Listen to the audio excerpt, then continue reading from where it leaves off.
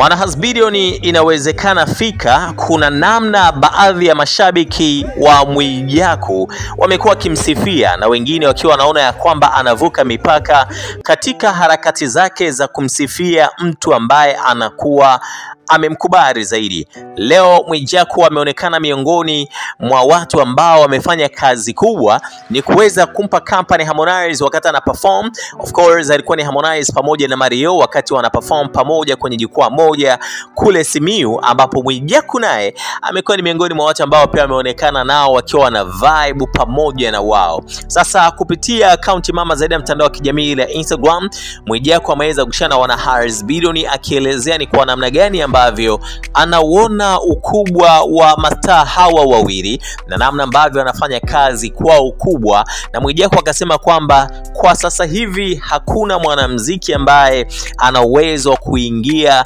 kwenye mikono ya ligi ya hawa mastaa wawili ambao nawaona pia mwana Harmonize kupitia video hii. Namzungumzia Mario pamoja na Konde Boy aka Harmonize. Mwijaku wakati anaendelea pia kuweza kuwasaidia kwenye upande wa performance walipokuwa wako kwenye hii stage, kama unavyoweza pia ukao unaona, ameweza kuitumia akaunti yake mama zaidi ya mtandao wa kijamii ile Instagram kuelezea ni kwa namna gani ambavyo hadi sasa hivi licha ya maisha kuwa tofauti na baadhi ya mastaa au mastaa ambao tunaona kwenye mitandao ya kijamii, Mwijaku anaamini ya kwamba Konde ndo msanii namba 1 Tanzania. Yani as we speak this time around Harmonize, Mwijaku anakuambia yeye anaamini ndo msanii namba 1 Tanzania. Ukibisha Hamo kwa upande wa Mwijaku huwezi kumwambia kingine zaidi ya hicho, utabaki tu unambishia, lakini yeye anasema hivi. Lakini ninachokiamini pia mwana Harmonize,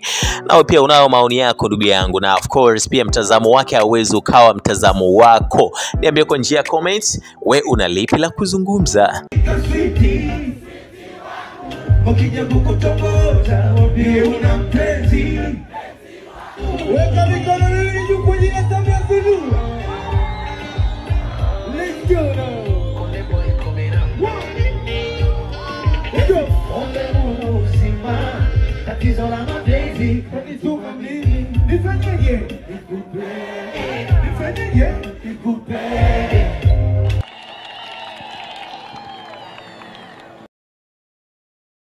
Ndugu zangu, nimekuja kuangalia na kuifungua shule yetu ya wasichana hapa Simiyu.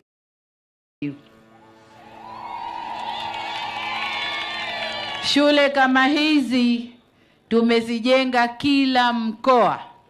Kuna ambazo zimeshakamilika, wanafunzi wanasoma, lakini kuna ambazo zinaendelea kujengwa.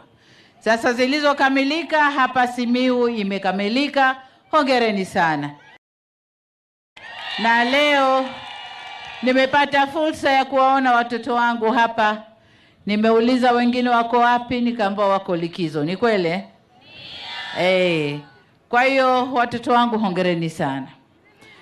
Sasa kwa nini tunajenga shule hizi? Tunajenga shule hizi kwa sababu katika mkondo wa kawaida watoto wa kike hasa mikoani hata walikuwa wakifaulu, wengine wakiachwa tu. Lakini jengine sasa shule hizi zinawapa nafasi ya kuja kama shule maalum kwao.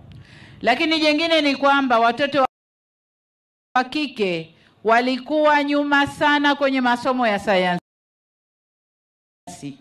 na hawa ndio tunawategemea wawe madaktari, wawe mainjinia, wawe wauguzi, wawe mambo mengi ndani ya nchi yetu.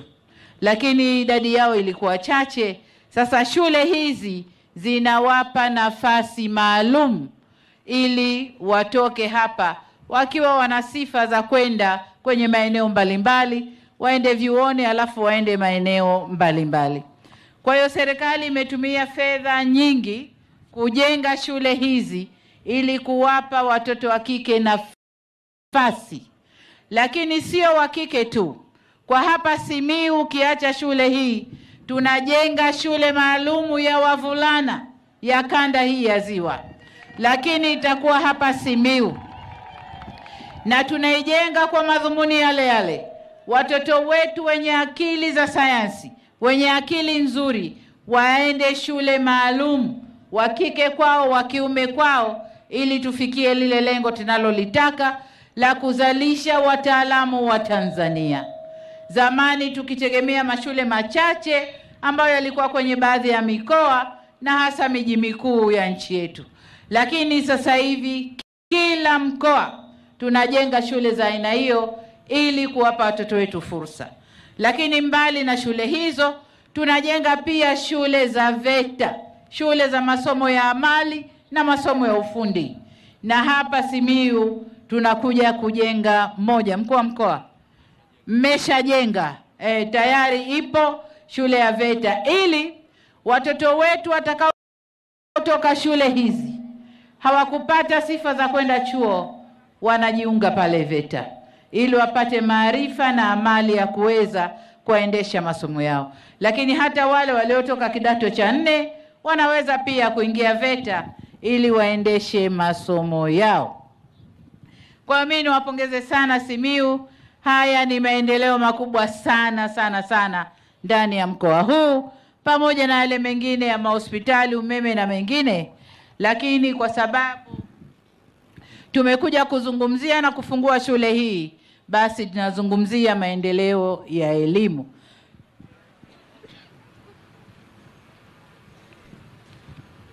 Shule hizi zina mabweni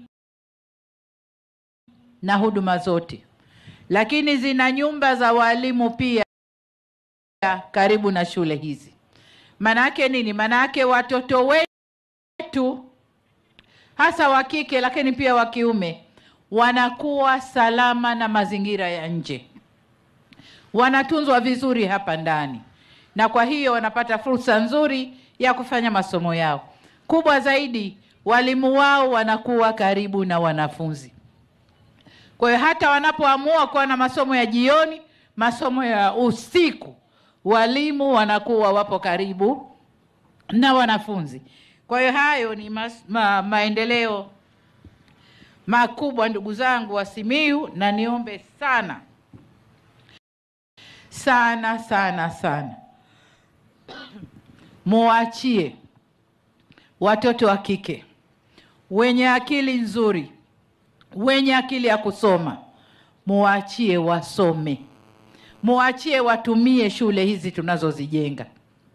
Shule hizi, majengo haya yanajengwa kwa ajili yao. Sasa mkiwazuia, mkiwaharibia katikati, itakuwa serikali inapoteza fedha na lile lengo halifiki.